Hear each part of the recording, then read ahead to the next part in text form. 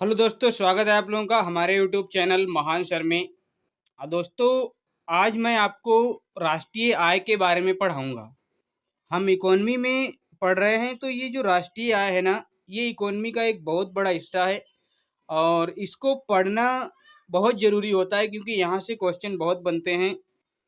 और ये जो टॉपिक है राष्ट्रीय आय, ये बहुत एकदम साइंटिफिक टॉपिक है। इसको समझना बड़ा ही मुश्किल हो जाता है, लेकिन हम ऐसा प्रयास करेंगे कि सारी की सारी चीज़ें बहुत आराम से समझ लें। और इसमें मैं कोई जल्दबाजी नहीं करूंगा। इस टॉपिक में इसकी 2 क्लासें रखूंगा। हालांकि मैंने जिसे पढ़ा है तो वो करीब 4-5 क्लासों को पढ़ा है, तब जाके ये मैंने ये बनाया है। लेकिन मैं आपको मात्र 2 क्लासों में और बहुत आराम से, बहुत क्लियरली आपको समझा दूंगा कि राष्ट्रीय आय क्या होती है। तो आगे बढ़ते हैं, और आगे बढ़ने से पहले मैं आप लोगों को बता देना चाहता हूं कि हमारी संपूर्ण भारतीय इतिहास की क्लासें कंप्लीट हैं और इन क्लासों की मैंने मैराथन क्लास भी बना रखी हैं, जो आप देख सकते हैं बखूबी। इनसे आपको बहुत फ़ायदा मिलेगा अगर आप कोई भी एग्ज़ाम देने जा रहे हैं तो। अगर आप ये यूपी पीसीएस प्री का जो 16 अक्टूबर को आ रहा है, अगर ये मैराथन आप कर लेते हैं तो आपके लिए ये रामबाण साबित होने वाली हैं। ये सारी मैराथन मध्यकालीन भारतीय इतिहास और आपका मॉडर्न जो आधुनिक इतिहास की मैराथन्स अगर आप देख लेते हो तो आपके लिए बहुत बेनिफिशियल आपके लिए होने वाली हैं। उसके बाद मैंने भारतीय भूगोल की भी मैराथन्स बनाई हैं, 2 मैराथन्स बनाई हैं। अगर ये आप देख लेते हो तो आपका इंडियन ज्योग्राफी का जो कॉन्सेप्ट है और जो फैक्चुअल डाटा है वो एकदम क्लियर हो जाएगा और आप बहुत अच्छा परफॉर्म कर पाएंगे। इसके बाद मैंने इंडियन पॉलिटी, जो कि बहुत बेस्ट तरीके से मैंने इसको बनाया है, इसका तो मैं लाजवाब बताता हूँ। इसमें तो बहुत अच्छे से मैंने बताया है, बहुत अच्छी तरीके से मैंने इसमें क्या है समझा के रखा है। अगर ये आप पढ़ लेते हो ना, ख़त्म, सब कुछ आपका यहीं से आपका क्या है, सारे क्वेश्चन आपके बन जाएंगे। तो ये 2 पार्ट हैं, इसके देख लेना। अब हम आते हैं अपनी राष्ट्रीय आय पे। ये जो मैंने ये चार्ट बना के रखा है या पीपीटी आप बोल लें, इसमें मैंने पूरी की पूरी राष्ट्रीय आय को समाहित करने की कोशिश की है।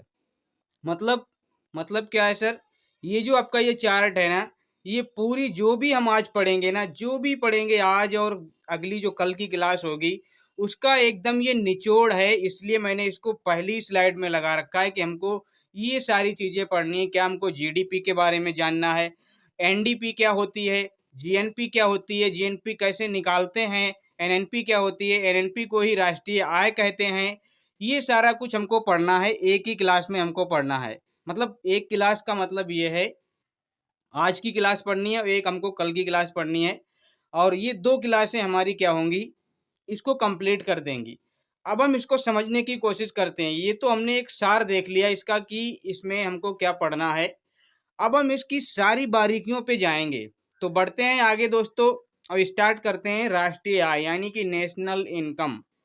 इसको पढ़ना स्टार्ट करते हैं। अब बिल्कुल भी जल्दबाजी कोई नहीं करेगा, एक एक फैक्ट को, एक एक चीज़ को, क्योंकि चीज़ें बहुत टिपिकल हैं, चीज़ें बहुत साइंटिफिक हैं, इनको समझना बहुत ही ज़रूरी है। देखिए, राष्ट्रीय आय, राष्ट्रीय आय किसको कहते हैं, सबसे पहले तो आपको ये पता होना चाहिए राष्ट्रीय आय क्या होती है। देखिए, राष्ट्रीय आय को मैं कैसे समझाऊं, जैसे कि आप खुद हैं, आपकी आय क्या होगी। आप अगर मंथली की लगाते हैं अपनी आय, तो आप पूरे महीने में जो कमाते हैं और जो अंतिम आपके पास बचता है, वो आपकी क्या होती है, इनकम होती है ना। सारी चीज़ों को निकाल के आप क्या है, अंतिम जो लास्ट में आपका जो आपके पास जो बचता है, वही आपकी आय होती है।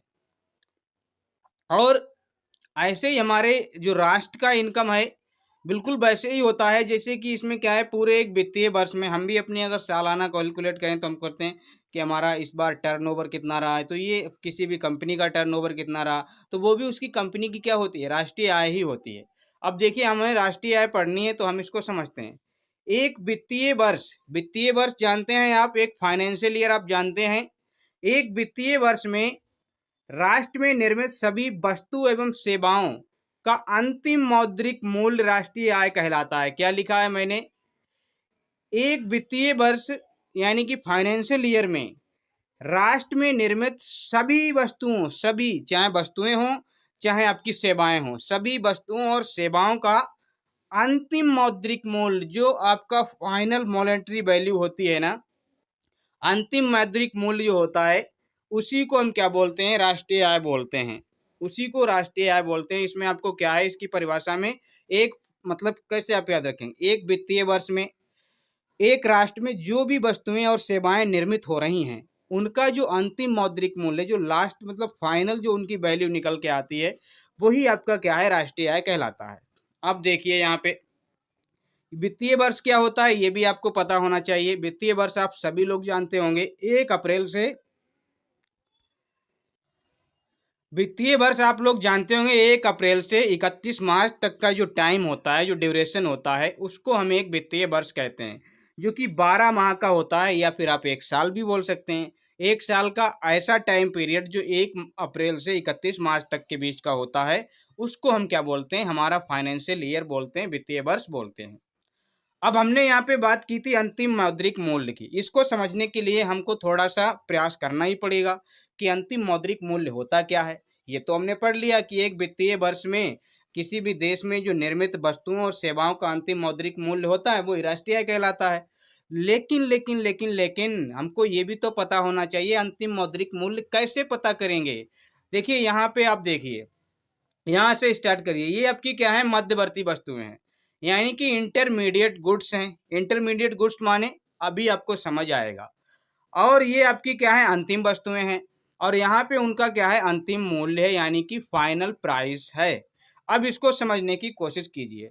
जैसे कि आपको एक शर्ट बनानी है, आपको एक शर्ट बनानी है, तो उस शर्ट में क्या क्या लगने वाला है।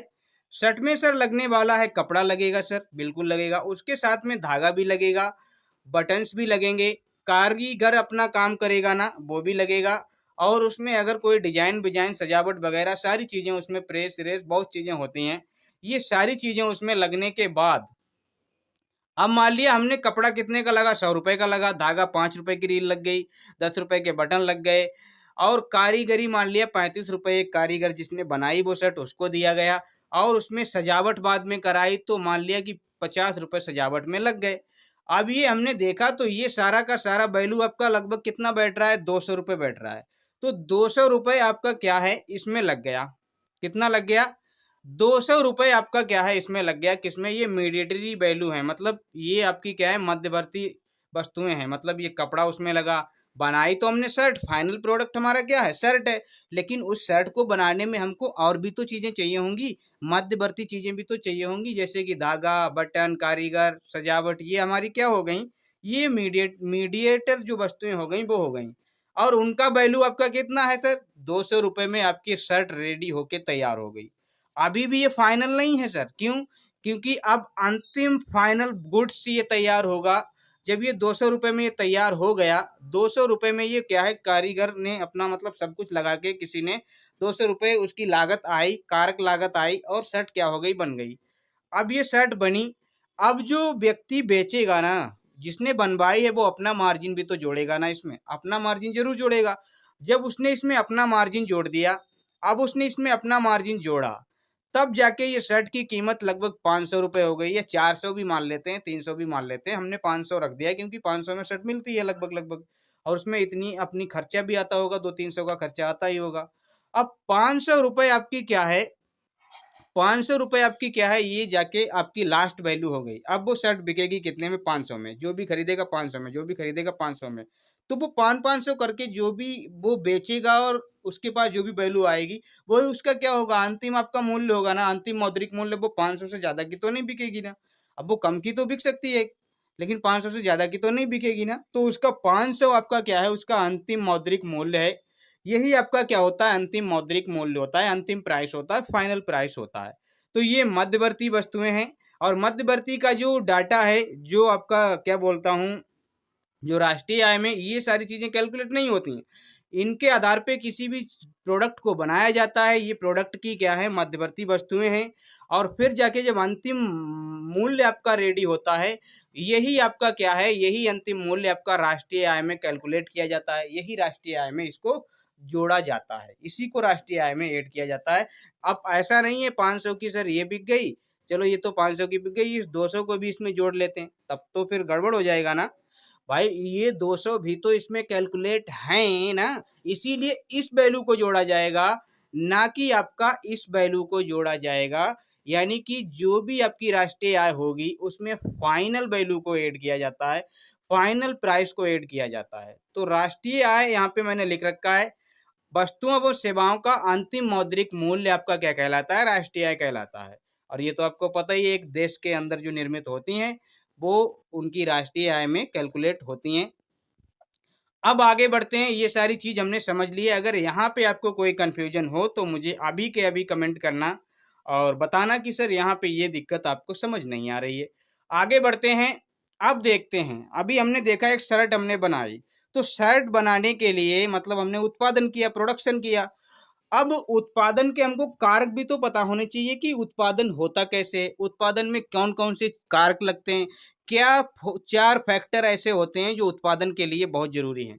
तो उत्पादन के 4 फैक्टर बताए गए हैं। फैक्टर ऑफ प्रोडक्शन कितने होते हैं दोस्तों, 4। इनको जरूर याद रखना, क्वेश्चन बन सकता है। इनमें से कौन सा उत्पादन का कारक नहीं है, आपको पता होना चाहिए इनमें से कौन सा उत्पादन का कारक नहीं है।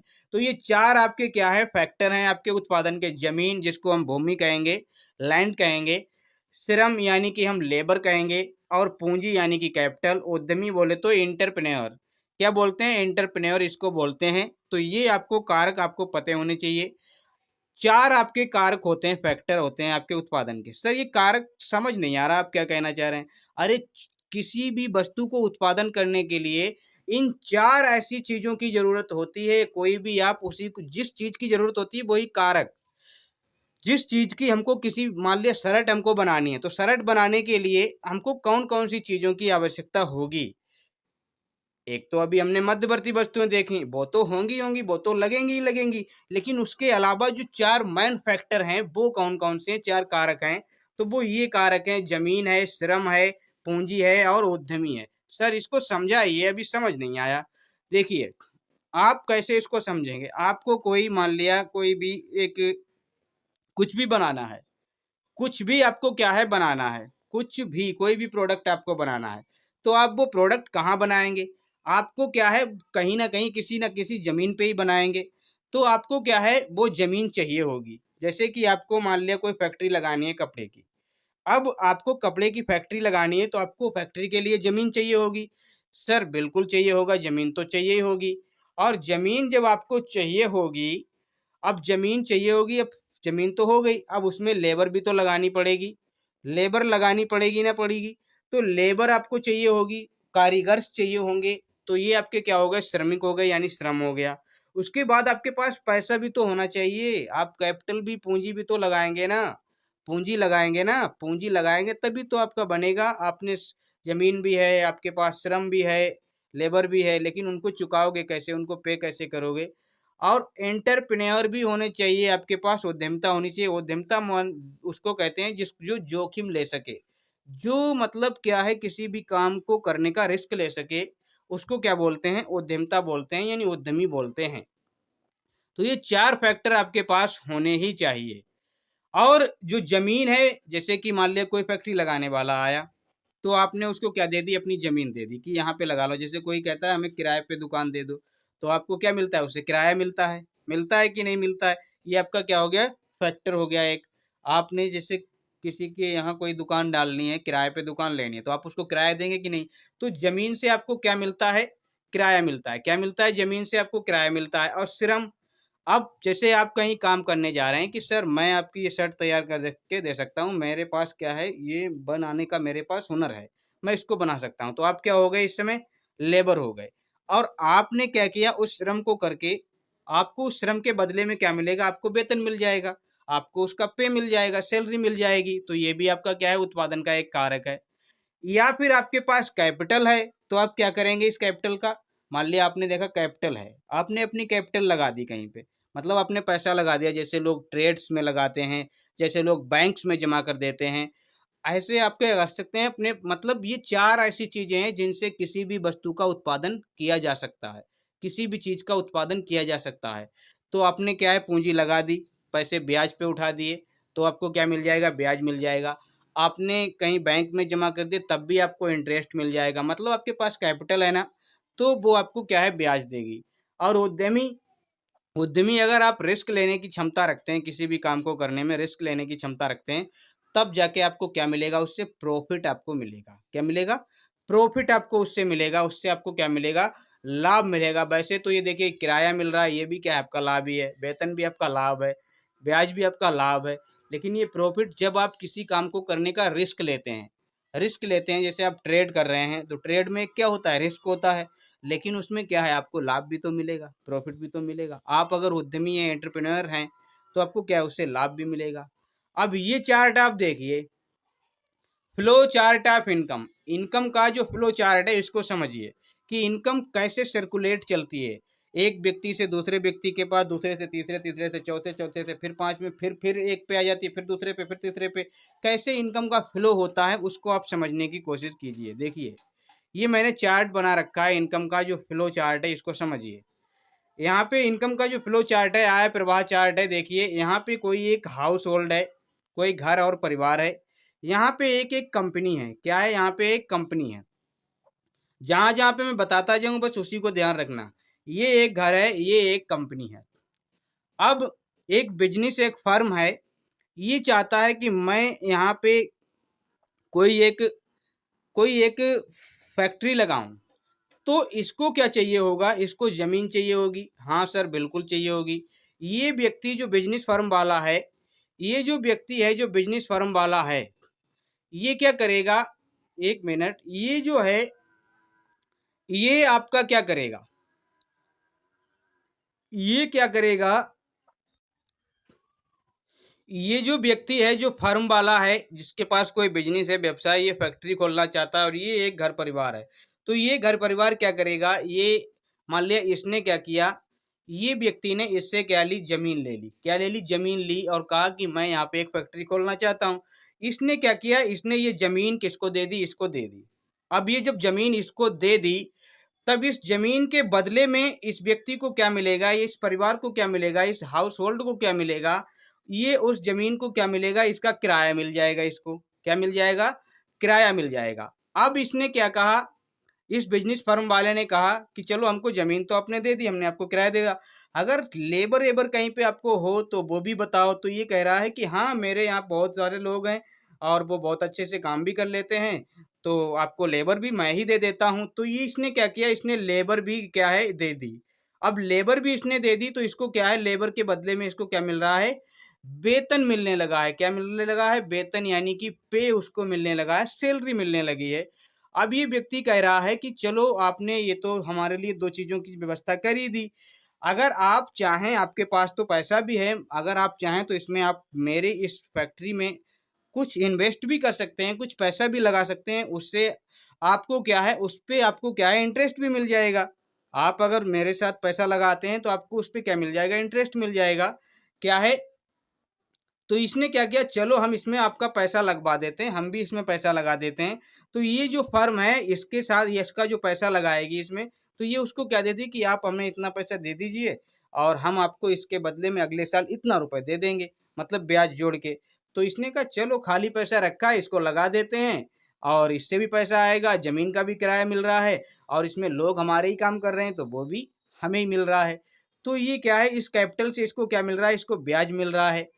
अब इसने कहा, फर्म वाले ने कहा, इस बिजनेस वाले ने कहा कि अगर आपके पास कोई अच्छा व्यक्ति हो, जो उद्यमी हो, जिसके पास अच्छा स्किल्स हो, नॉलेज हो, अगर वो है तो हम उसको अपने इस कंपनी में लगा लेते हैं, और उसके बदले हम उसको क्या देंगे, प्रॉफिट देंगे। क्योंकि अगर वो हमारे साथ पार्टनरशिप में आ जाता है और वो उद्यमी बनने की कोशिश करता है, तो हमें मतलब क्या है, हमारा भी सहयोग होगा, हम भी प्रॉफिट कमाएंगे और वो भी प्रॉफिट कमाएगा। तो इसने कहा हाँ है, मेरे यहाँ है, बहुत ऐसे लोग हैं। तो इसने क्या है, उनको भी यहाँ पे लगवा दिया। अब इनको, उद्यमी को लगवा दिया, तो इनको क्या मिलने लगा है, लाभ मिलने लगा है। अब देखिए, यहाँ पे देखिए, ये यहाँ से ये जमीन इधर श्रम वगैरह यहाँ पे गया गया, इन्होंने यहाँ पे क्या किया, इनको क्या है, किराया, वेतन, ब्याज, सब कुछ पैसा इनको यहाँ पे दे दिया। अब क्या हुआ, ये सारा का सारा, ये जो यहाँ से जमीन यहाँ से जाके इधर फिर यहाँ पे पैसा आ गया। मतलब क्या किया, इस जो बिजनेस फर्म वाले ने क्या किया, ये सारी चीजें, सुविधा यहाँ से ली, और इनको इसके बदले में क्या दिया, पैसा दिया। तो पैसे का फ्लो आपका इधर को आ रहा है, हाउस होल्ड की तरफ। लेकिन जब ये फैक्ट्री इसने चलाई तो इसने कुछ माल बनाया होगा, कुछ पैसे से मतलब जो भी फैक्ट्री में क्या है उत्पादन किया होगा, वस्तुओं का, कपड़े का, तेल का, साबुन का, सेवाओं का, सारी चीज़ों का इसने क्या किया होगा, प्रोडक्शन किया होगा। मान लिया कि इसने वस्तुएं ये बनाई, कपड़ा, तेल, साबुन बनाई, अब ये बेचेगा तो ये यही तो खरीदेंगे ना, यही जो पास के घर हाउस होल्ड हैं यही खरीदेंगे। और जब ये खरीदेंगे तो ये अपना पैसा किसको देंगे, इसको देंगे। अब अभी आप लोग देख रहे थे कि अभी ये पैसा इधर को जा रहा था, अब ये पैसा आपको इधर को फिर से जाने लगा है। क्या है, फिर से आपका पैसा यहीं पे आने लगा है, मतलब अब ये इधर को भी जाता रहेगा, इधर को भी, ऐसे ऐसे आपका क्या है, फ्लो आपका चलता रहता है। पैसा यहाँ से पैसा होके यहाँ आता है, यहाँ से पैसा होके यहाँ आता है, तो ये फ्लो आपका ऐसे ही चलता रहता है। ऐसे ही आप रियल लाइफ में देखिए, आप रियल लाइफ में देखिए ना, तो ऐसे ही आपका क्या है चलता रहता है। तो ये आपका क्या होता है, आय का प्रवाह चार्ट होता है। ये आपको समझ आया होगा, अगर नहीं आया है तो एक बार कमेंट जरूर करिएगा, अगर आया है तो भी कमेंट करिएगा कि सर इट इज क्लियर। अब आगे बढ़ते हैं और राष्ट्रीय आय के मापन के बारे में पढ़ते हैं। हालांकि अभी अगली स्लाइडों में हम इसके बारे में सही से जानकारी लेंगे कि सही से मापन कैसे किया जाता है, उसमें सारी चीज़ें हम देखेंगे। लेकिन यहाँ पे मैंने ये बना रखा है तो इसको भी समझिए, इसका उससे बड़ा ही अच्छा लिंक होने वाला है। तो राष्ट्रीय आय का जो मापन है, भारत में जो राष्ट्रीय आय का मापन है वो कौन करता था, सीएसओ करता था। कौन, राष्ट्रीय आय का मापन सेंट्रल स्टैटिस्टिक्स ऑफिस नाम की एक संस्था है, एक आपका कार्यालय है। ये आपका क्या है, जिसको हम सीएसओ बोलते हैं, क्या बोलते हैं, सेंट्रल स्टैटिस्टिक्स ऑफिस, केंद्रीय सांख्यिकी कार्यालय। ये राष्ट्रीय आय का मापन करता था। लेकिन ये कब करता था, इसकी स्थापना कब हुई थी, 1951 में हुई थी सर। 1951 में इसकी स्थापना हुई थी और इसका जो हेडक्वार्टर है यानी कि कार्यालय ये है कहाँ पे, तो ये न्यू दिल्ली में है, यानी कि नई दिल्ली में है। अब हुआ क्या, इस सीएसओ के स्थान पे क्या हुआ, 23 मई 2019 को एनएसओ, क्या बोलता हूँ, एनएसओ, जो कि क्या बोलते हैं, नेशनल स्टैटिस्टिक्स ऑफिस, यानी कि राष्ट्रीय सांख्यिकी कार्यालय, अभी तक केंद्रीय सांख्यिकी कार्यालय था, उस सीएसओ को हटा के बस सीएसओ सी के जगह पे एन लगा दिया बस। और 2019 में क्या कर दिया, इसका नाम बदल के क्या कर दिया, एनएसओ कर दिया। और ये अब क्या कर रहा है, राष्ट्रीय आय के आंकड़े जारी कर रहा है। और ये जो एनएसओ है इसका गठन हुआ कैसे सर, क्या सिर्फ सीएसओ को मिला के हो गया, नहीं, दो संस्थाएं थी, अलग अलग काम कर रही थी। अभी मैं आगे आपको बताऊंगा। अभी एक आपकी सीएसओ थी, एक आपकी एनएसओ थी। सीएसओ और एनएसओ को मिला के, सीएसओ और एनएसओ, देखिए सीएसओ आपको पता ही है क्या है, आपकी सेंट्रल स्टैटिस्टिक्स ऑफिस, और एनएसओ क्या था, नेशनल सैंपल स्टैटिस्टिक्स ऑफिस। इसको क्या बोलते हैं, राष्ट्रीय नमूना सांख्यिकी कार्यालय या राष्ट्रीय प्रतिदर्श सांख्यिकी कार्यालय भी बोलते हैं। और इनको मिला के क्या किया, इनको मिला के आपका क्या बना दिया, एनएसओ बना दिया गया। और एनएसओ ही अब क्या करता है, वर्तमान में राष्ट्रीय आय के आंकड़े जारी करता है सर। समझ आया, नहीं समझ आया कोई टेंशन नहीं, सिर्फ आप डाटा को याद रखिए। क्या, सीएसओ की स्थापना आपकी कब हुई, 2 मई 1951 को हुई। और आपकी सीएसओ के स्थान पे एनएसओ की स्थापना कब हुई, 2 और 1 3 मिला के तो 23 हो गई, 23 मई 2019 को हो गई। अब वर्तमान में आपको क्या है, राष्ट्रीय आय कौन जारी करता है, एनएसओ करता है। बस इतनी चीजें पता होनी चाहिए, सीएसओ की स्थापना और उसका कार्यालय। एनएसओ जो सीएसओ को ही बना दिया गया है तो कार्यालय वही रहेगा और नई दिल्ली में ही रहेगा। और अब जो आंकड़े जारी करता है वो आपका कौन करता है, एनएसओ करता है। और जो नेशनल सैंपल स्टैटिस्टिक्स ऑफिस था, इसकी स्थापना 1950 में हुई थी, तो ये डेट आप याद रखना। अब हम देखते हैं राष्ट्रीय आय की गणना, गणना की जो विधियां हैं उनको देखते हैं। अभी और अच्छे से इसको समझेंगे, जो राष्ट्रीय आय का मापन है, अभी अपने कुछ भी इसमें नहीं समझाया, अभी आगे समझेंगे इसको। राष्ट्रीय आय की गणना, राष्ट्रीय आय गणना की जो विधियां हैं उनको समझ लेते हैं। 3 विधियां हैं जिनके माध्यम से हम राष्ट्रीय आय की गणना करेंगे, बहुत अच्छे से करेंगे, एकदम परफेक्ट तरीके से करेंगे। तो एक तो आपकी उत्पादन विधि हो गई, व्यय विधि हो गई, व्यय विधि को उपभोग विधि भी कहते हैं, कंज्यूमर विधि भी कहते हैं, एक्सपेंडिचर विधि भी कहते हैं, और एक आय विधि। ये 3 विधियां आपकी होती हैं जिनके आधार पे आप राष्ट्रीय आय की गणना करते हैं। सर समझे नहीं अभी हम, अरे आप राष्ट्रीय आय गणना करोगे तो कौन सा तरीका फॉलो करोगे, कैसे तरीका लगाओगे, क्या करोगे कि राष्ट्रीय आय में गणना करने के लिए हमको क्या करना पड़ेगा, मतलब पूरे राष्ट्र की आय को कैलकुलेट करना है, किन किन चीज़ों को इकट्ठा करना पड़ेगा, क्या लोगों की आय को जोड़ें, क्या उनके खर्चों को जोड़ें, क्या उन्होंने जो उत्पादन किया उसको जोड़ें, कैसे करेंगे, तो इसी को समझते हैं। देखिए 3 विधियां हैं, उत्पादन विधि, व्यय विधि और आय विधि। एक तो ये उत्पादन विधि ये क्या कहती है कि अगर आपको राष्ट्रीय आय को कैलकुलेट करना है तो आप ऐसा कीजिए सर कि भारत में यानी कि पूरे देश में जितना भी उत्पादन हो रहा है, चाहे वो प्राइमरी सेक्टर में हो रहा हो, टर्सरी सेक्टर में हो रहा हो, सेकेंडरी सेक्टर में हो रहा हो, किसी भी सेक्टर में हो रहा हो, आप उसको क्या कर लीजिए, आप उसकी सारी वैल्यू को ऐड कर लीजिए। मतलब जितना भी प्रोडक्शन हुआ है सबको ऐड कर लीजिए और कुल उत्पादन को देख लीजिए कि इतना प्रोडक्शन हुआ है, और उसी का आप मौद्रिक मूल्य मान लीजिए, मतलब निकाल लीजिए, और आप राष्ट्रीय आय को कैलकुलेट कर सकते हैं। क्या है, एक वित्तीय वर्ष में होने वाले कुल उत्पादन की गणना की जाती है। इसमें क्या है, एक वर्ष में जितने भी प्रोडक्शन हो रहे हैं उनकी गणना कर ली जाती है कि इतना सर प्रोडक्शन हुआ है, तो उसके आधार पर भी राष्ट्रीय आय की गणना की जाती है। अब यहाँ पे थोड़ा एरर हो गया है, प्राइमरी सेक्टर होना चाहिए, यहाँ पे सेकेंडरी, यहाँ पे आपका टर्सरी, तीनों सेक्टर का नाम होना चाहिए। तो ये प्राइमरी सेक्टर, ये यहाँ पे सेकेंडरी है, ये आपका यहाँ पे क्या है, टर्सरी सेक्टर है, और तीनों का जो कुल उत्पादन होगा उसी के आधार पे आपकी क्या है, उत्पादन की गणना की जाएगी, मतलब राष्ट्रीय आय की गणना की जाएगी। उत्पादन को निकाल लें, बस गणना हो जाएगी। यहाँ पे मैं एडिट कर दूंगा, ये मैं बहुत देखता रहा कि कहीं कोई एरर तो नहीं है, फिर भी एरर रह जाता है, कहीं ना कहीं दिमाग में पता नहीं क्या रह जाता है। अब दूसरा देखिए, व्यय विधि। व्यय विधि क्या कहती है कि एक तो आपने अभी क्या देखा, आपने उत्पादन निकाल लिया, अब आप क्या निकाल लीजिए कि वित्तीय वर्ष में देखिए लोग कितना व्यय कर रहे हैं, कितना खर्चा कर रहे हैं, उसकी गणना कर लीजिए। अगर आपने उसकी गणना कर ली तो भी आपका क्या है, तो भी आप क्या कर लेंगे, राष्ट्रीय आय की गणना कर सकते हैं। जैसे वित्तीय वर्ष में होने वाले कुल व्ययों की गणना की जाती है इसमें। जैसे व्यय विधि में क्या है, माना कि 1000 शर्ट का उत्पादन हुआ और उनका क्या है, उन्हीं का क्या कर लिया गया, उपभोग कर लिया गया। तो इन्हीं जो उपभोग किया गया ना, जो खर्चा किया गया ना, उसी का जो अंतिम मूल्य होगा, उपभोग किया गया अंतिम मूल्य होगा, वही आपका क्या हो जाएगी, राष्ट्रीय आय के रूप में कैलकुलेट कर ली जाएगी। सर ये भी समझ आ गया है, बिल्कुल सही से बताया आपने। अब ये देखिए, राष्ट्रीय आय में आय विधि को क्या कहते हैं, मतलब राष्ट्रीय आय की गणना में आय विधि को कैसे यूज करते हैं। तो इसको कैसे यूज करेंगे, मान लिया कि पूरी राष्ट्र की आय को हमने कैलकुलेट कर लिया, सारे भारतीयों की इनकम को जोड़ लिया कि सर इन्होंने इतना कमाया, इन्होंने इतना, इन्होंने इतना। कैसे, जैसे ए व्यक्ति है, उसने मान लिया 5000 रुपये कमाए, बी ने 10,000 कमाए, सी ने 15,000 कमाए, तो देखा कुल जो आय आपकी बनी जाके वो मान लिया 30,000 रुपये बनी जाके, कितनी, 30,000। तो यही आपकी क्या हो गई, राष्ट्रीय आय हो गई। तो ये आपकी क्या है, राष्ट्रीय आय हो गई।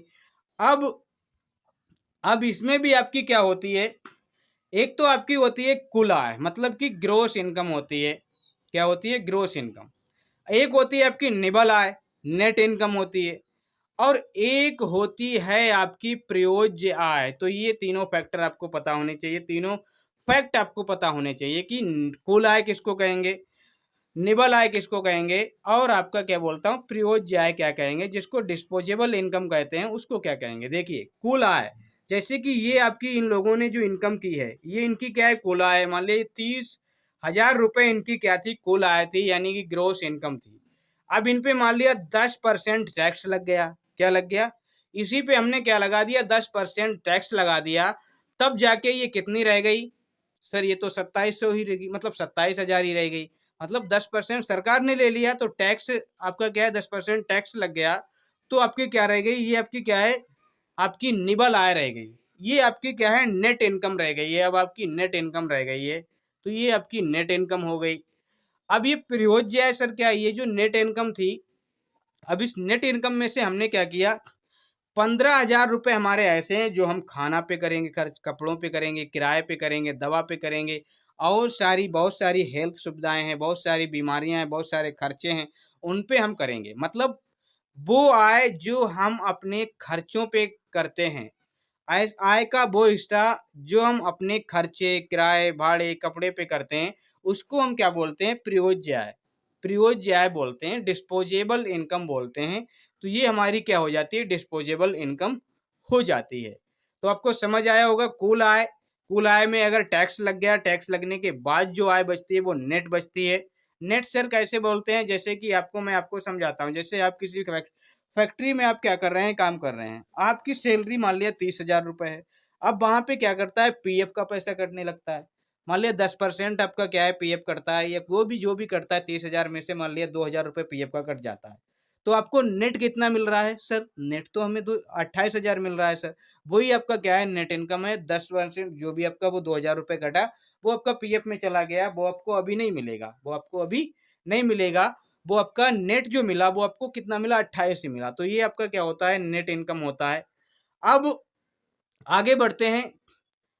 अभी जो राष्ट्रीय आय होती है, हमने 3 विधियों को देखा, आय विधि, व्यय विधि, उत्पादन विधि। अब राष्ट्रीय आय निकाली जाती है तो 2 तरीके से और निकाली, मतलब ये तो 3 तरीके थे।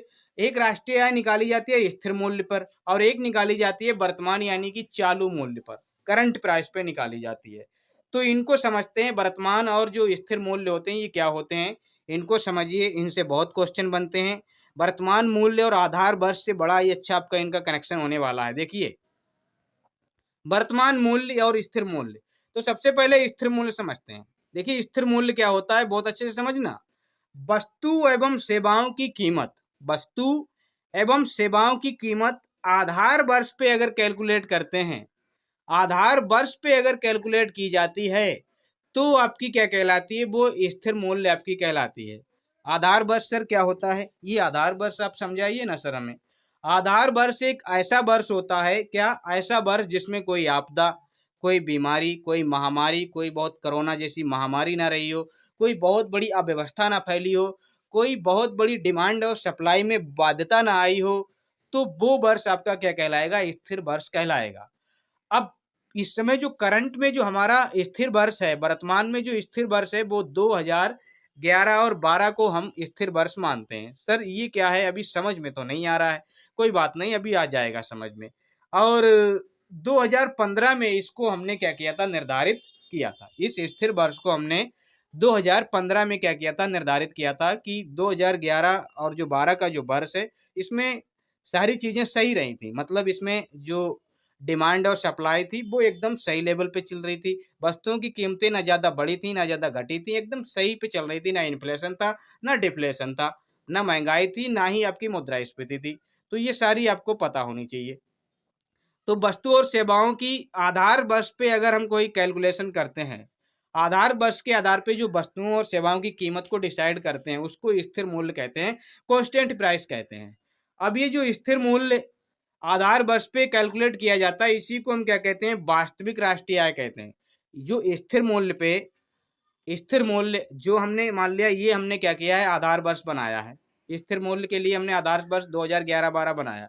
अगर 2011-12 के हिसाब से हम राष्ट्रीय आय को कैलकुलेट करते हैं तो वो हमारी क्या होगी, वास्तविक राष्ट्रीय आय होगी, रियल नेशनल इनकम होगी। आगे भी पढ़ेंगे इसको अभी।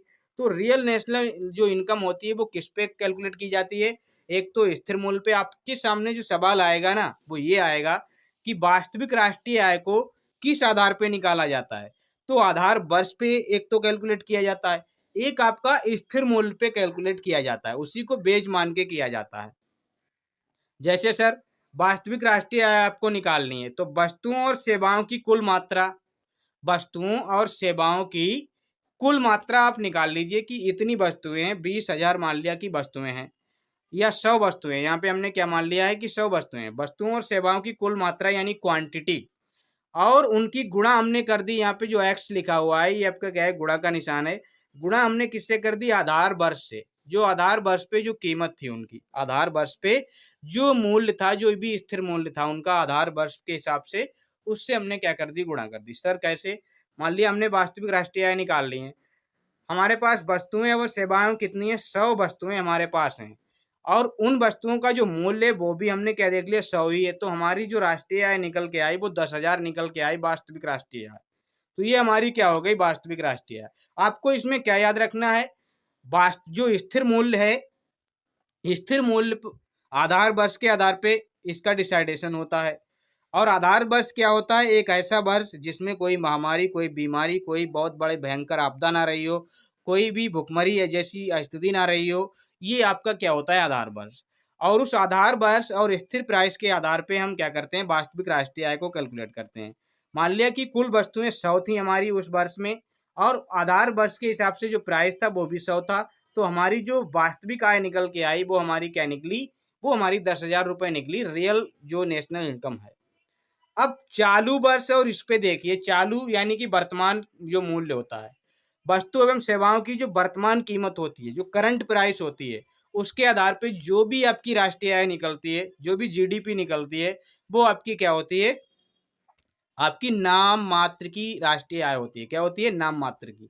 अब देखिए चालू वर्ष यानी कि करंट ईयर पर और करंट प्राइस पर, करंट ईयर और करंट प्राइस पर यानी कि चालू वर्ष पर और वर्तमान कीमत पे जो राष्ट्रीय आय निकलती है वो आपकी क्या निकलती है, नाम मात्र की आय निकलती है, यानी कि नॉमिनल जीडीपी निकलती है, नाम मात्र की आपकी राष्ट्रीय आय आपकी निकलती है। सर कैसे समझाइए, ये देखिए यहाँ पे वास्तविक आय, वास्तविक राष्ट्रीय आय, यहाँ पे क्या होना चाहिए था, नाम मात्र की राष्ट्रीय आय होना चाहिए था। ये थोड़ा सा फिर भी एरर रह ही गया यहाँ पे, देखिए कहीं ना कहीं एरर हो ही जाता है। मैंने इसको बहुत सही किया लेकिन फिर भी ये रह गया, शायद ये रह गया, इसको 1 मिनट, हाँ ये रह ही गया है, फिर भी कोई दिक्कत नहीं। यहाँ पे क्या है, नाम मात्र की राष्ट्रीय आय होनी चाहिए, क्योंकि यहाँ पे नाम मात्र की पढ़ रहे हैं ना, जो स्थिर जो करंट प्राइस है वहाँ पे नाम मात्र की आपकी राष्ट्रीय आय निकलती है। यहाँ पे देखो नाम मात्र की लिखा है। वस्तुओं और सेवाओं की कुल मात्रा को ले लीजिए, कितनी वस्तुएं हैं, और उनको चालू वर्ष पे जो भी कीमत है उन वस्तुओं की उससे गुणा कर दीजिए। मान लिया कि करंट ईयर में जो वस्तुएं हैं वो मान लिया 70 हैं, लेकिन उनका जो प्राइस है इस टाइम पे बहुत हाई हो गया है, कितना हो गया, 200 हो गया। तो जो आपकी राष्ट्रीय आय निकली, जो नाम मात्र की राष्ट्रीय आय निकली, वो 14,000 निकली जाके। अब यहाँ पे देखिए, यहाँ पे 100 वस्तुएं थी, यहाँ पे 70 वस्तुएं हैं, लेकिन यहाँ पे आपकी क्या है, आय ज़्यादा है, यहाँ पे आय आपकी कम है। क्यों, क्योंकि वो आपकी क्या है, स्थिर मूल्य पे, वो आपका मूल्य क्या है, स्थिर है, 100 रुपये है। यहाँ पे मूल्य क्या है आपका, बढ़ गया है, कितना हो गया, 200 रुपये मूल्य हो गया है। तो ये करंट प्राइस है। तो ये आपकी जो हम करंट प्राइस पे निकालते हैं और करंट ईयर पे निकालते हैं, वो हमारी नाममात्र की जीडीपी होती है। और जो हम स्थिर मूल्य पे निकालते हैं और आधार वर्ष पे निकालते हैं, वो हमारी रियल जीडीपी, रियल इनकम होती है, रियल नेशनल इनकम होती है। आगे बढ़ते हैं, शायद चीज़ें आपको समझ आई होंगी, ऐसा मेरा मानना है कि आपको सारी चीज़ें क्लियर हुई होंगी। अगर नहीं हुई होंगी तो एक बार फिर से वो चीज़ें देख लेना, आपको क्लियर हो जाएंगी। अब यहाँ पे आइए, भारत में राष्ट्रीय आय का मापन क्या है सर, भारत में राष्ट्रीय आय का मापन, सर अभी तो बताया ही था आपने भारत में राष्ट्रीय आय का मापन। यहाँ पे आपको थोड़ा सा और डीप में आपको ये देखने को मिलेगा भारत का राष्ट्रीय आय का मापन।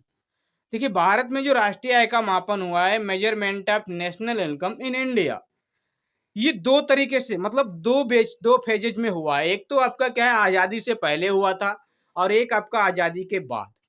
तो आज़ादी के पहले कैसे हुआ था, आज़ादी के बाद कैसे हो रहा है, अभी भी हो रहा है, उन दोनों चीज़ों को अगर आप समझते हैं और दोनों जगह से आपके क्या हैं क्वेश्चन बनते हैं, तो दोनों चीज़ों को आपको पता ही होना चाहिए। अब देखिए यहाँ पे सबसे पहले हम इधर देखेंगे आज़ादी से पहले। अब यहाँ पे हमने आज़ादी से पहले लिख रखा है, यहाँ पे आज़ादी के बाद, और इधर हम आज़ादी के पहले की चीज़ें देखेंगे, इधर आज़ादी के बाद की चीज़ें देखेंगे। इसके लिए एक और स्लाइड भी है, इधर भी आज़ादी के पहले की है, इधर आज़ादी के बाद की है। एक एक के को पढ़ लेते हैं। पहले हम इसको पढ़ लेंगे पूरा, इसकी दूसरी स्लाइड भी इसी में पढ़ेंगे, फिर हम इसको पढ़ेंगे। देखिए यहाँ पे देखिए, सर्वप्रथम आज़ादी के पहले जो राष्ट्रीय आय का मापन किया था वो दादा भाई नौरोजी ने किया था। कब किया था सर, 1967-68 में इन्होंने ये किया था। कब किया था, 1967-68 में दादा भाई नौरोजी ने इसका मापन किया था। और दादा भाई नौरोजी वो व्यक्ति हैं जिनको grand old man of India कहा जाता है। भारत के वयोवृद्ध व्यक्ति इनको बोला जाता है, ग्रैंड ओल्ड मैन इनको कहा जाता है, ग्रैंड ओल्ड मैन, इनको ये उपाधि मिली है। तो ये दादा भाई नौरोजी बहुत इंपॉर्टेंट व्यक्ति हैं भारत के लिए। भारत की राष्ट्रीय आय का कैलकुलेशन इन्होंने ही किया था, इन्होंने ही धन निष्कासन जैसे सिद्धांत को प्रतिपादित किया था।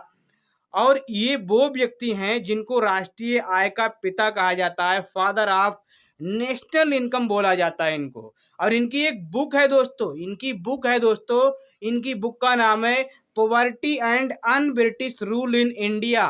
क्या नाम है, the poverty and un British rule in India, बहुत इनकी गजब की पुस्तक है। इसी पुस्तक में इन्होंने धन निष्कासन का सिद्धांत किया था, ड्रेन ऑफ वेल्थ थ्योरी को इन्होंने इंट्रोड्यूस किया था। तो ये पुस्तक आपको याद रखनी है, यहाँ से क्वेश्चन बनता ही बनता है, बहुत लाखों बार क्वेश्चन यहाँ से बना है। ड्रेन ऑफ वेल्थ की जो थ्योरी है वो किस पुस्तक से ली गई है और ये जो पुस्तक है वो किसने लिखी है, तो ये दादाभाई नौरोजी की पुस्तक है, ये आपको पता होना चाहिए।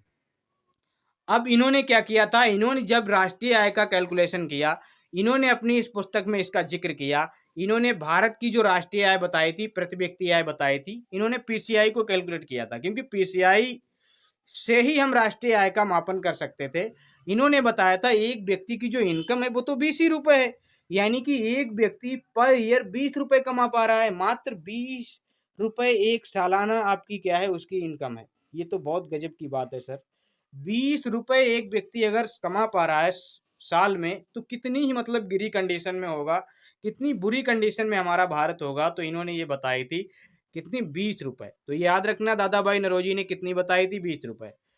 फिर उसके बाद एक व्यक्ति आते हैं फिडले सिराज, क्या नाम है उनका, फिडले सिराज एक व्यक्ति आते हैं 1911 में, और ये राष्ट्रीय आय का मापन करते हैं। तो ये बताते हैं व्यक्ति की जो प्रति व्यक्ति आय की कैलकुलेशन करते हैं, तो ये 49 रुपए बताते हैं कि इनके हिसाब से एक व्यक्ति की जो पर कैपिटा इनकम है, प्रति व्यक्ति आय है जो पर ईयर, वो आपकी 49 रुपए इन्होंने बताई थी।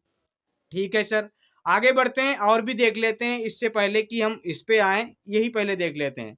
फिर एक व्यक्ति आते हैं बाडिया एवं जोशी, जो 11 से 1913 और 14 में ये राष्ट्रीय आय का कैलकुलेशन करते हैं और ये बताते हैं राष्ट्रीय आय कितनी है।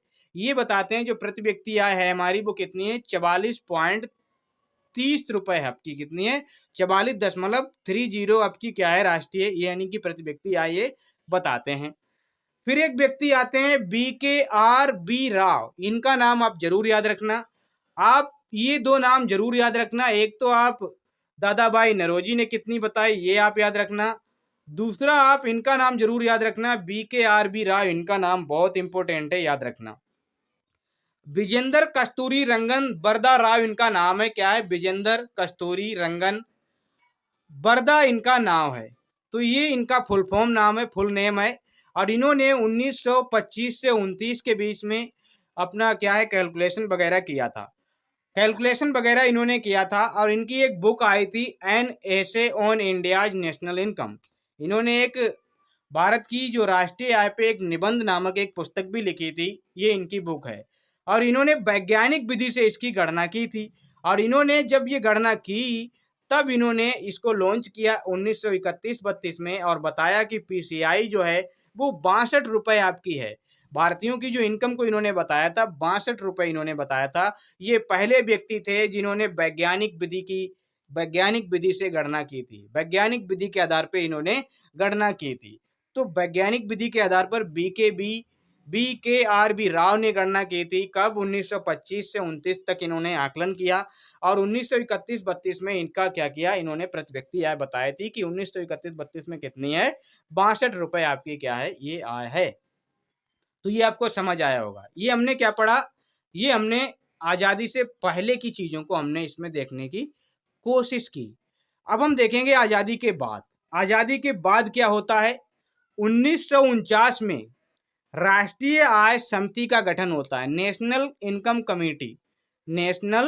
कमेटी का गठन होता है, और इसके जो अध्यक्ष होते हैं वो पीसी महालनोबिस सर होते हैं। कौन होते हैं, पीसी महालनोबिस। ये पीसी महालनोबिस क्या है, अभी मैं आपको बताऊंगा। पीसी महालनोबिस क्या है, बहुत बड़े आपके क्या हैं, ये सांख्यिकी के जन्मदाता हैं।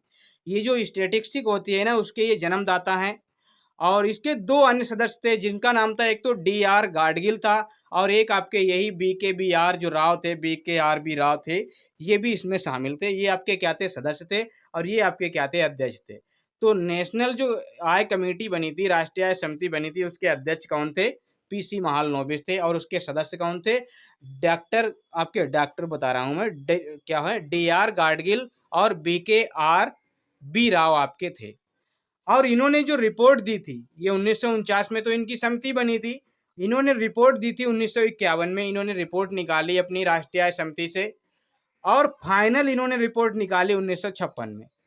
इनकी रिपोर्ट इन्होंने 1951 में इन्होंने बनाना स्टार्ट कर दिया और उसकी फाइनल रिपोर्ट कब दे दी, 1956 में दी थी। और तब जाके इन्होंने पीसीआई को कैलकुलेट किया था तो बताया था 246.90 रुपए आपकी पीसीआई है भारत में। कितनी है?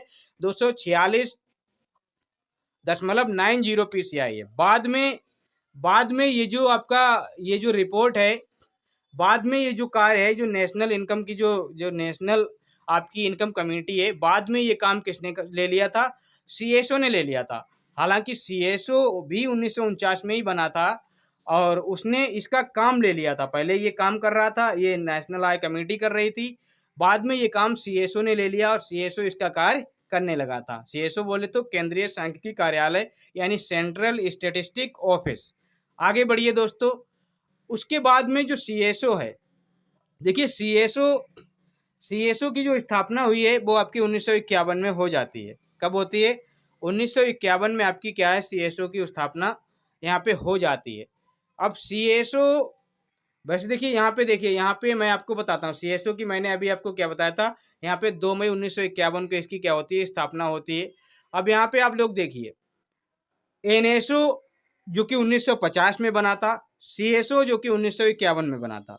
अभी हमने देखा यहाँ पे बहुत कंफ्यूजन वाली बात है कि ये देखिए 1949 में नेशनल आय कमेटी बनी, इन्होंने ये रिपोर्ट निकाली, 1956 में पीसीआई बताई, बाद में ये काम इसने ले लिया। किसने ले लिया? ये इस ऑफिस ने ले लिया। किसने? इस वाले ऑफिस ने ले लिया, सीएसओ ने ले लिया। सीएसओ अब क्या है, सीएसओ की स्थापना 1951 में हुई थी और एनएसओ एक संस्था थी। ये दो आपकी संस्थाएं उस टाइम पे थी, एक तो सीएसओ थी, एक आपकी एनएसएसओ थी। एनएसएसओ थी मतलब जिसमें डबल एस है। ये 1950 में बना और सीएसओ 1951 में बना। इनके काम क्या थे? देखिए एनएसओ जो एनएसएसओ है ना, ये सर्वे करता था। ये क्या करता था? सर्वे करता था। और जो सीएसओ था ये आकलन करता था। देखिए ये क्या करता था? आय की सर्वे करता था, पूरी की पूरी सर्वे डाटा लाता था, बाद में उस डाटा का आकलन कौन करता था? सीएसओ करता था। ठीक है सर। और इन्होंने जो अपना आकलन दिया है, ये सीएसओ ने जो आकलन दिया है वो वर्ष 1956 में आधार वर्ष, क्या इन्होंने 1956 में एक आधार वर्ष को माना गया था कि आधार वर्ष कितना है, 1948 और 49 को आधार वर्ष मान के इसने अपना क्या है, डाटा प्रस्तुत किया। कौन से वर्ष के आधार पे? 1948 और 49 को आधार वर्ष माना। और ये आधार वर्ष कब माना? 1956 में इसको आधार वर्ष माना था और इसने अपना क्या है, डाटा देना प्रस्तुत किया। अब आधार वर्ष से यहाँ पे देखिए, आधार वर्ष आप समझिए पहले, आधार वर्ष आपके कब कब देखिए 1901 तो 48-49 में आया, उसके बाद 1961 और 60 में बना, 71 और 70 में, 80, 81 में, 93 और 94, 99 और 2000 में, और 2005, 4 और 5 में। ये आपके क्या हैं, आधार वर्ष आपके आए हैं। इतने आधार वर्ष आपके निकले हैं। और अभी जो हमारा आधार वर्ष है, जो वर्तमान का जो आधार वर्ष है वो 2011 और 12 है, जो कि आपका 2015 में बना था। ये आप याद रखना। और उसके बाद क्या हुआ, ये जो दोनों बॉडी थी, एनएसएसओ और आपका सीएसओ, इनको क्या है, 23 मई 2019 में केंद्र सरकार का एक मंत्रालय है, क्या है, मोस्पी, जिसको बोलते हैं ministry of statistics program implementation. इसने क्या किया, सीएसओ प्लस एनएसएसओ को मिला के आपका क्या बना दिया, एनएसओ बना दिया।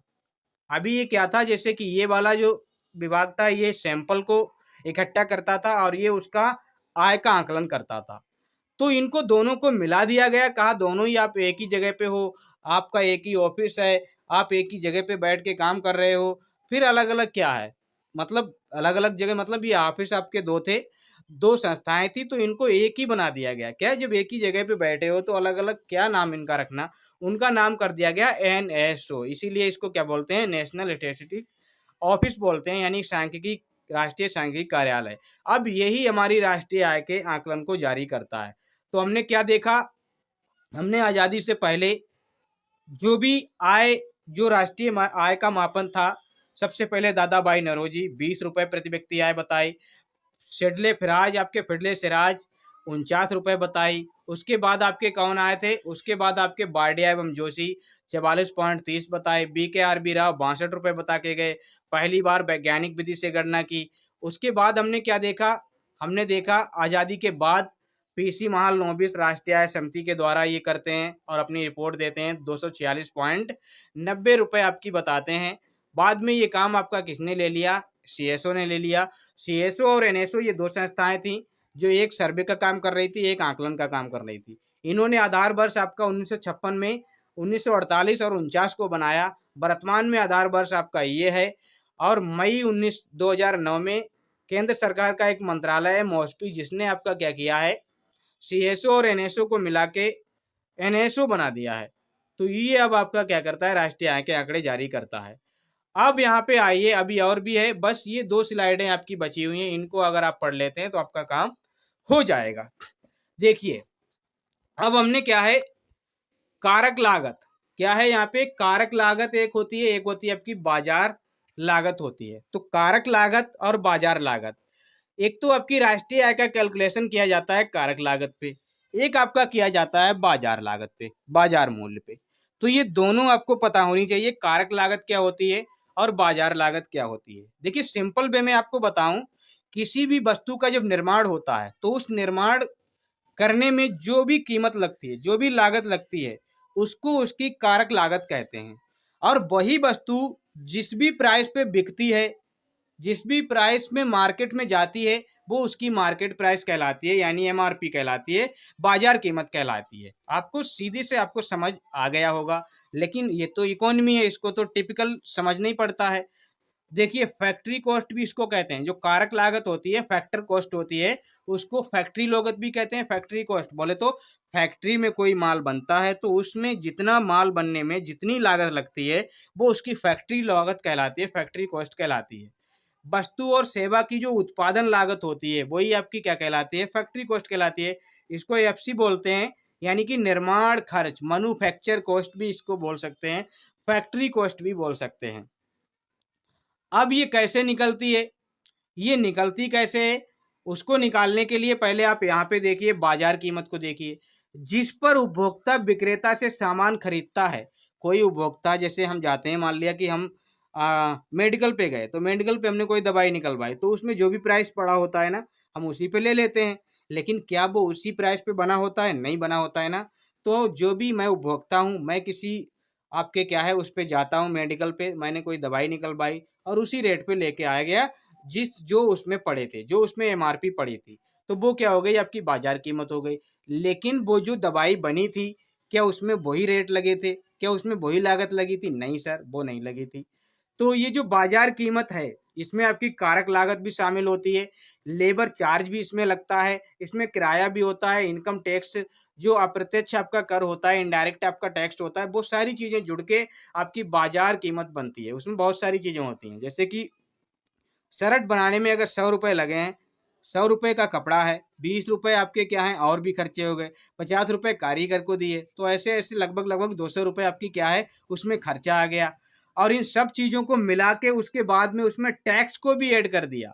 क्या कर दिया? टैक्स को भी ऐड कर दिया, तब जाके उसमें क्या हो गया, टैक्स जब लग जाता है। देखिए मैं सीधा सीधा आपको बताऊंगा, कोई भी कारक लागत होती है, कारक लागत मतलब जितना उसमें मान लिया निर्माण करने में कुछ भी आपका पैसा लगा, मान लिया कोई भी चीज़ आपने एक ये प्रोडक्ट बनाया और इस प्रोडक्ट को बनाने में आपका मान लिया 100 रुपये लगा, तो ये आपका क्या हो गया, कारक लागत। अब उस 100 रुपये पे सरकार ने क्या किया, 10 रुपये आपके क्या कर दिए, टैक्स के लगा दिए, तो ये क्या हो गई, 110 रुपये की वो वैल्यू हो गई। यही 110 आपकी क्या हो गई, आपकी बाजार कीमत हो गई। मतलब कारक लागत में अगर आप बाजार लागत में, कारक लागत में अगर आप टैक्स को जोड़ देते हो तो आपकी क्या बन जाती है, वो आपकी फैक्ट्री कॉस्ट बन जाती है, मतलब बाजार कॉस्ट बन जाती है, मार्केट प्राइस बन जाती है। सर यहाँ पे समझिए, देखिए कारक लागत कैसे निकलती है। कारक लागत को हम कैसे निकालेंगे, जो भी बाजार की कीमत होती है उसमें से हम अगर टैक्स को माइनस कर दें, क्योंकि बाजार प्राइस में क्या होता है, आप मार्केट, आप कोई भी चीज़ लेने जाएं उसमें लिखा रहता है, इसमें एमआरपी पे आप देखेंगे तो उसमें लिखा रहता है ऑल टैक्स आर इसमें इंक्लूड है, सभी टैक्स लगा के ये इतनी इसकी कीमत बन रही है। अगर उस टैक्स को निकाल दिया जाए तो वो टैक्स निकल जाएगा, बची क्या, आपकी कारक लागत बची। तो कारक लागत का ये फार्मूला क्या बनता है, कारक लागत बराबर बाजार कीमत माइनस आपका क्या है, शुद्ध अप्रत्यक्ष कर। सर ये शुद्ध अप्रत्यक्ष कर क्या होता है, इसको भी समझिए। शुद्ध अप्रत्यक्ष कर क्या होता है, नेट इनडायरेक्ट टैक्स क्या होता है। देखिए इसमें बहुत सारी चीजें होती हैं, बहुत सारी चीजों को समझना है आपको। जो टैक्स होता है, पहले आप यहाँ पे आइए, मैं आपको यहाँ से समझाता हूँ। ये आपने बाजार कीमत को देखा, बाजार कीमत में ये सारी चीजें शामिल होती हैं, मुख्य रूप से आपका टैक्स भी शामिल होता है। जो बाजार कीमत है यहाँ पे आप समझिए। देखिए बाजार कीमत में क्या क्या शामिल होता है, एक तो आपकी फैक्ट्री कॉस्ट जो भी लागत लगती है वो, उसके बाद सरकार उसमें इनडायरेक्ट टैक्स को घुसा देती है, और उस टैक्स को लगाने के बाद अगर सरकार ने उस पर कोई छूट दे दी है, सब्सिडी दे दी है, तो उसको घटाना पड़ेगा हमको, उस सब्सिडी को क्या करना पड़ेगा, माइनस करना पड़ेगा। और अगर वो सब्सिडी हमने माइनस कर दी, अगर वो हमने माइनस कर दी सब्सिडी, तो क्या होगा, हमारी क्या है, वही हमारी क्या है, बाजार कीमत रह जाएगी। सब्सिडी को हटा के, मतलब कारक लागत में हम टैक्स को तो जोड़ेंगे लेकिन सब्सिडी को घटा देंगे, तब हमारी वो बाजार प्राइस बनेगी। अब ये टैक्स क्या होता है, जैसे कि आप यहाँ पे समझिए, इनडायरेक्ट टैक्स आपका क्या होता है। मान लिया कोई कंपनी ने एक शर्ट बनाई, शर्ट पे आपका क्या है, 100 रुपये की कीमत, उसमें शर्ट में मतलब लागत लगी। अब सरकार ने उस पर क्या किया, जीएसटी लगा दिया, 20 आपका क्या है, टैक्स लगा दिया। वो आपकी कितनी हो गई, 120 की आपकी क्या हो गई, वो शर्ट आपकी हो गई जाके। तो इसमें क्या है, आपका लिखा रहता है एमआरपी में, क्या लिखा रहता है, इंक्लूड ऑल टैक्सेस लिखा रहता है। ये आपकी क्या हो गई, आपकी क्या हो गई, एमआरपी हो गई। लेकिन ये आपकी एकदम क्लियर एमआरपी नहीं है। इसमें अगर आपकी क्या है, सरकार ने सब्सिडी को भी किया है तो सब्सिडी को घटाना पड़ेगा, तब जाके आपका क्या है, वो आपकी क्या है, क्लियर आपकी क्या होगी, बाजार कीमत बनेगी। अब यहाँ पे देखिए नेट आपका इनडायरेक्ट टैक्स क्या होता है। देखिए शुद्ध आपका जो अप्रत्यक्ष कर क्या होता है, ये जो आपका इन्होंने इनडायरेक्ट टैक्स लगाया, 20 रुपए का जीएसटी लगा दिया, इसको शुद्ध कैसे करेंगे, शुद्ध इसमें जब करेंगे जब हम इसमें से सब्सिडी को घटा देंगे। जो इनडायरेक्ट टैक्स आपका निकल के आया, इसमें से अगर हम सब्सिडी को माइनस कर देते हैं, तब जाके हमारा क्या है, वो नेट आपका क्या है, टैक्स निकल के आता है, नेट टैक्स निकल के आता है, नेट इनडायरेक्ट टैक्स निकल के आता है। सब्सिडी सर क्या होती है, सब्सिडी ये देखिए, सरकार द्वारा जो भी सहायता, मदद, अनुदान जो भी होती है, वो आपकी सब्सिडी कहलाती है।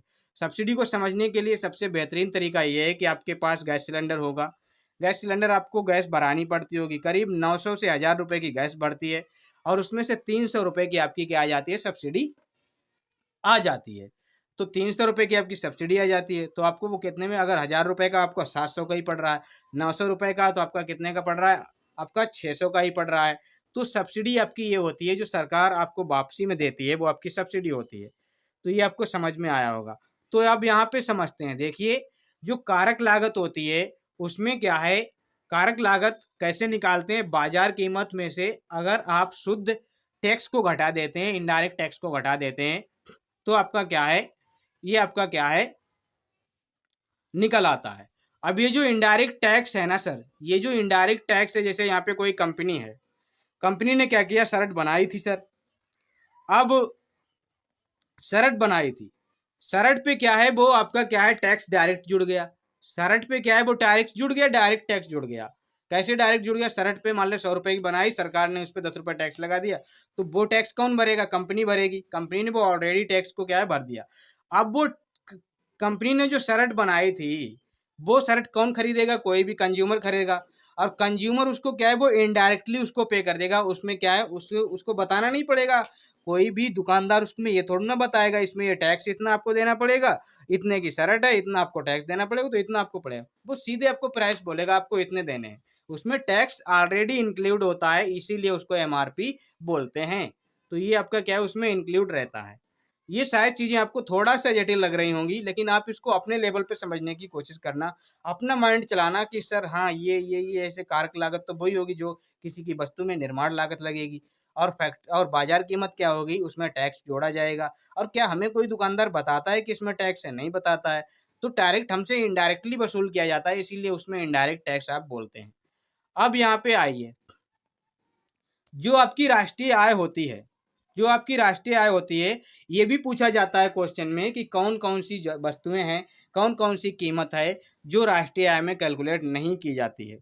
तो देखिए ये मैंने यहाँ पे रख दिया है, निम्न वस्तुओं और सेवाओं को राष्ट्रीय आय में शामिल नहीं किया जाता है, जैसे कि घरेलू आपकी सेवाएं, पुरानी चीज़ें, मध्यवर्ती वस्तुएं, ट्रांसफ़र पेमेंट, ये सारी चीज़ें आपकी इसमें कैलकुलेट नहीं की जाती हैं। मध्यवर्ती वस्तुएं मैंने शुरुआत में ही आपको बता चुका हूं, जो फाइनल प्रोडक्ट होता है उसमें अगर कोई भी, जैसे कि शर्ट हमने बनाना बताया था, कपड़ा, ये बटन, ये सारी धागा, ये सारी चीज़ें, ये मध्यवर्ती आपकी क्या होती हैं, वस्तुएं आपकी होती हैं। तो वो मैंने आपको बताया था, तो वो आपकी मध्यवर्ती वस्तुएं होती हैं, वो आपकी इसमें नहीं जुड़ती हैं। और आपकी घरेलू सेवाएं, आप घर में कपड़े धो रहे हो, खाना बना रहे हो, बर्तन धो रहे हो, ये भी आपका क्या है, राष्ट्रीय आय में कैलकुलेट नहीं किया जाएगा।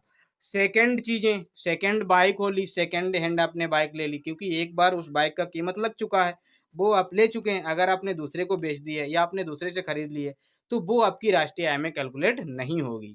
और हस्तांतरित पेमेंट, ट्रांसफर्ड जो पेमेंट होते हैं, वो भी आपके राष्ट्रीय आय में कैलकुलेट नहीं होते हैं। सर ये हस्तांतरित पेमेंट क्या है, इसको समझिए।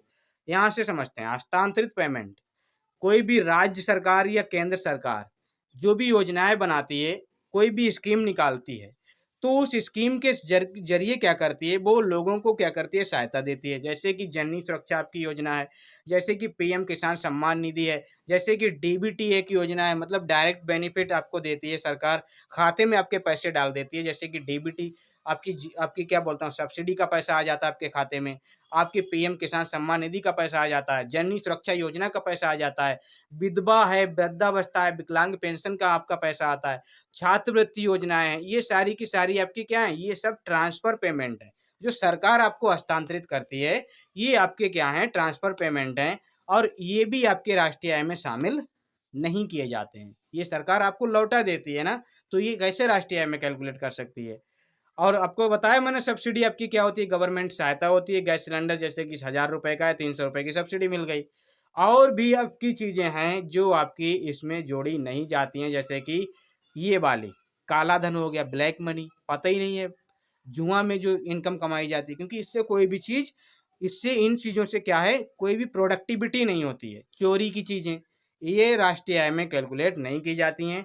और यहाँ से आपके क्वेश्चन बनते हैं, कौन कौन सी चीज़ों को राष्ट्रीय आय में कैलकुलेट नहीं किया जाता है। तो ये आपको समझ आया होगा। आज की क्लास में हमने बहुत कुछ पढ़ने की कोशिश की है, और इसकी अगली क्लास भी आएगी। उससे पहले मैं आप लोगों के 2-3 क्वेश्चन आपको देता हूँ। ये क्वेश्चन अगर आपने कर लिए, आप लोगों को इसी स्लाइड से आपको, मतलब जो आज पढ़ाया है, इसमें से ही आपको क्या है, ये क्वेश्चन आपको मिलेंगे। जैसे कि भारत की राष्ट्रीय आय का प्रथम मापन किसने किया था, ये क्वेश्चन का जवाब आपको कमेंट बॉक्स में देना है, स्क्रीनशॉट ले लेना। और वर्तमान वर्ष में जो, वर्तमान जीडीपी में जो आधार वर्ष है वो क्या है, और वो कब बनाया गया था, ये भी आपको कमेंट करके बताना है। और 2 क्वेश्चन है, क्या है, 1949 में जो भारत सरकार द्वारा नियुक्त राष्ट्रीय आय समिति थी, उसके अध्यक्ष आपके कौन थे, वो आपको लिखना है। और आपका क्या है, भारत में राष्ट्रीय भारतीय नियोजन में, मतलब भविष्य में क्या लिखा है, देखिए सबसे पहले इसको समझिए। भविष्य में भारतीय नियोजन में वस्तुओं से अधिक ध्यान व्यक्तियों पर देना चाहिए, ये कथन किसका है। मतलब एक व्यक्ति है, उन्होंने कहा है कि वस्तुओं से अधिक ध्यान हमें व्यक्तियों पर देना चाहिए, और ये कथन किसका है, ये आपको बताना है। ये मैंने इस क्लास में भी नहीं बताया है, आप लोग इसको कमेंट करके बताना ऐसा कथन किसने बोला होगा। तो मिलते हैं फिर हम अपनी नेक्स्ट क्लास में दोस्तों, तब तक के लिए क्या है, धन्यवाद। अगर आपको क्या चाहिए, पीडीएफ वगैरह चाहिए, तो ये हमारा टेलीग्राम चैनल है, इसको आप क्या कर लेना, ज्वाइन कर लेना। फिर हम मिलते हैं दोस्तों अगली क्लास में, तब तक आप एंजॉय कीजिए।